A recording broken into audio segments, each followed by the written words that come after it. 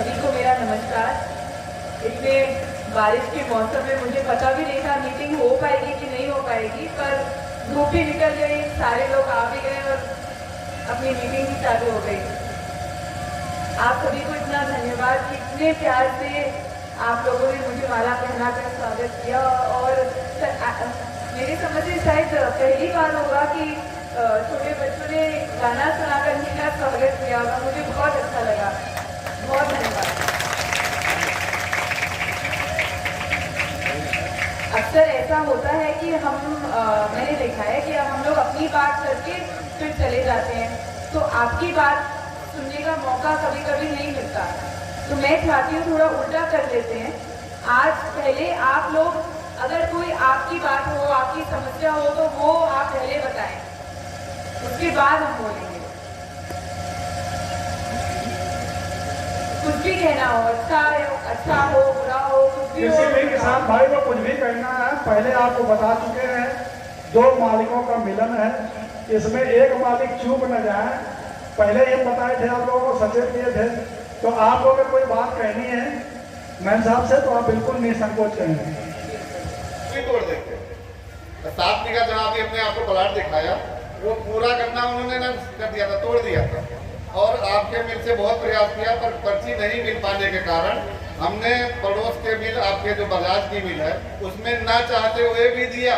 वजह क्योंकि गन्ने को बचाना था, गन्ना सूख जाता, टूटा हुआ गन्ना सब सूख जाता। तो इसके कारण हमें वहाँ बेचना पड़ा, जिसका पैसा भुगतान आज भी नहीं मिला। और आपके यहाँ दिया होता तो कब का मिल गया होता। तो ये समस्या से हम लोग जूझ रहे हैं।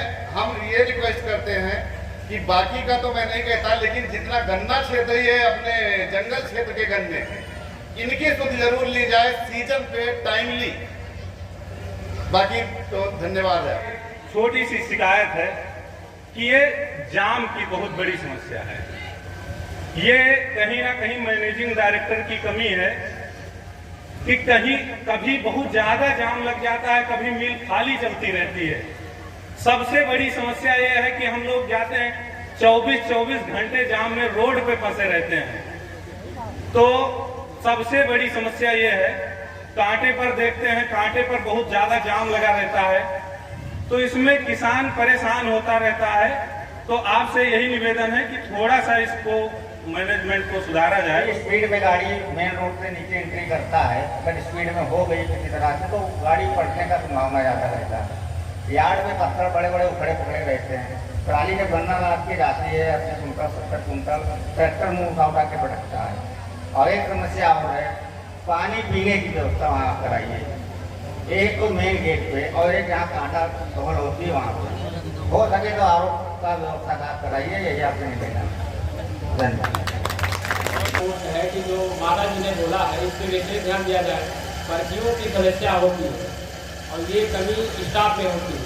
और दूसरी समस्या है कि हर कांटा सेंटर से घटतौली होती है, हर जगह होती है और सभी लोगों का इसमें मेल जोड़ होता है। हम लोग सुधार नहीं कर पा रहे हैं, बहुत ज़्यादा नुकसान हम लोगों का हो रहा है।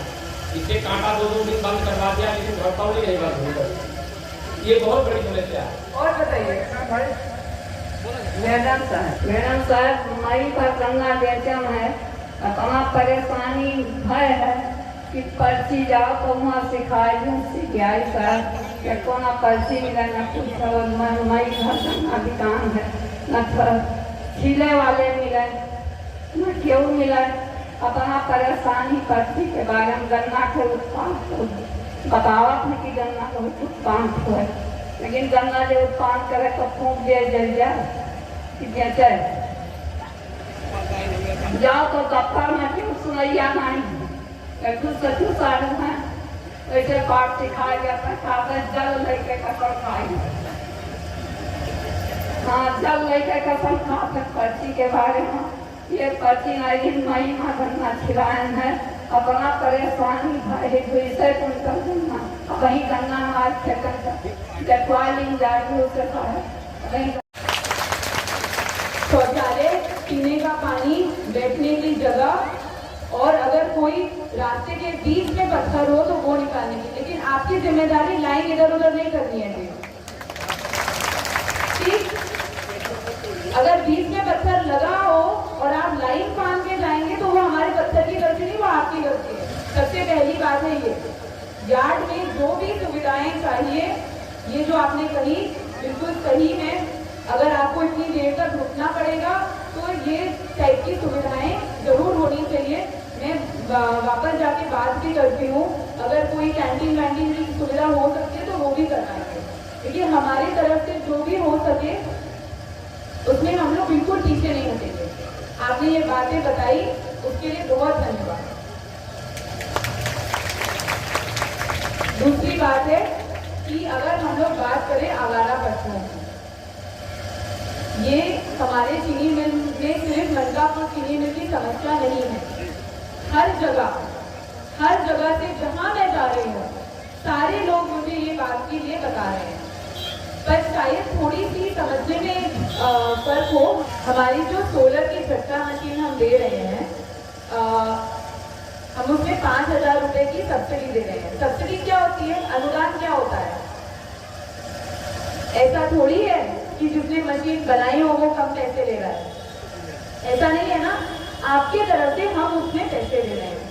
पहली बात तो ये समझ लीजिए, किसी भी चीज की अगर आपको सब्सिडी मिल देती है, हम वो चीज बनाते थोड़ी ना है, हम उसके पैसे पूरे जो सप्लायर है वो लेता है, आपके तरफ से कुछ और हमारे तरफ से कुछ जाते हैं, ठीक है। तो हम लोग बहुत ध्यान रखते हैं उन चीजों में जो हम दे रहे हो कि वो चीजें अच्छी हो, सही हो और लंबे समय तक आप लोग उसका प्रयोग कर सकें।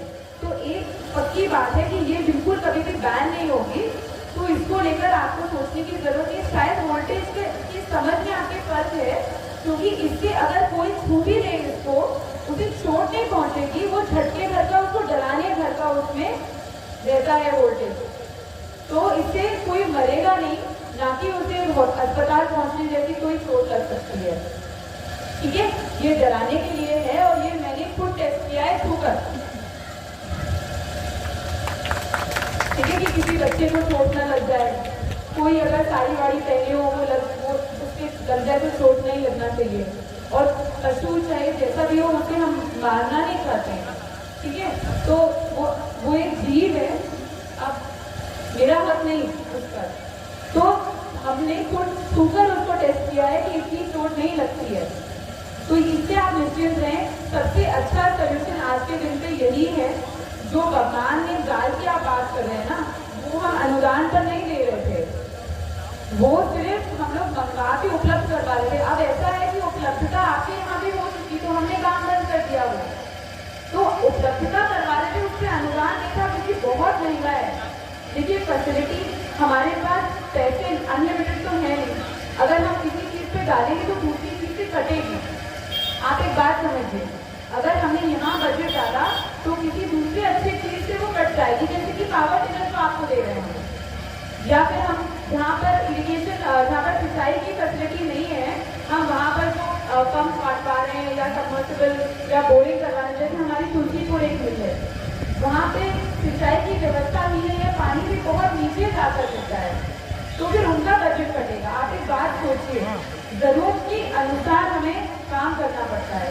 एक में हमारी 10 मिलें हैं, जो सबसे छोटी छोटी सभी दिक्कतें हैं, जो बेसिक दिक्कतें हैं, जैसे कि पानी, ये चीजें जब तक दूर नहीं होंगी हम इन चीजों पे कैसे खर्चा करें, आप बताओ, गलत होगा ना। अब आती है पक्षियों पर, है ना, मेन समस्या। तो एक बात आपको बता दूं, मनकापुर चीनी मिल में कितने किसान हैं हमारे, हुसैन जी, मनकापुर चीनी मिल में कितने किसान हैं हमारे? 56,000 किसान, और सट्टा नीति एक, समझ रहे बात को?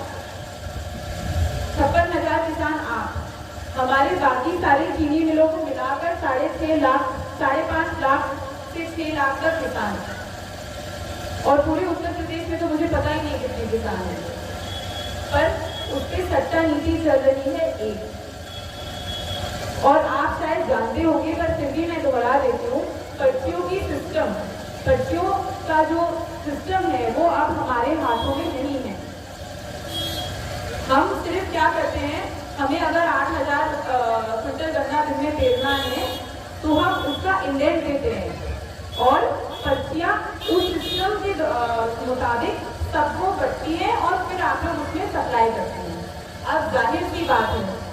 कोई अगर गलती हो गई हो या फिर उसमें कोई समझ का प्रॉब्लम हो या फिर कोई भी कारणवश कुछ किसानों को जरूर इसमें दिक्कत हो सकती है।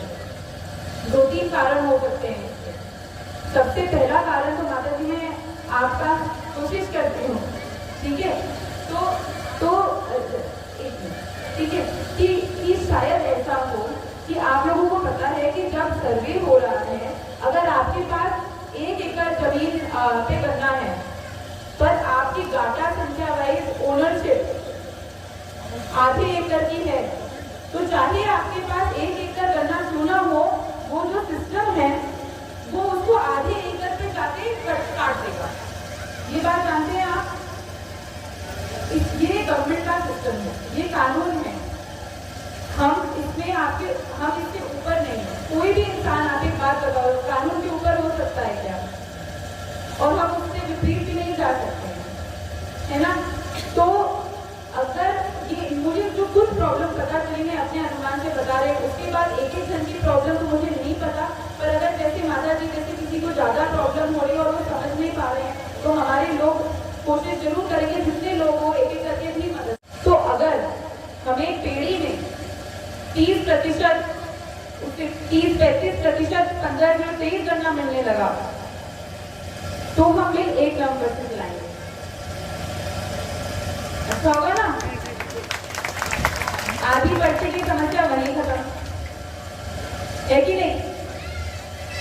तो आप लोग ने जो कदम उठाया है, इसके लिए बहुत बहुत आप लोगों को धन्यवाद और बधाई।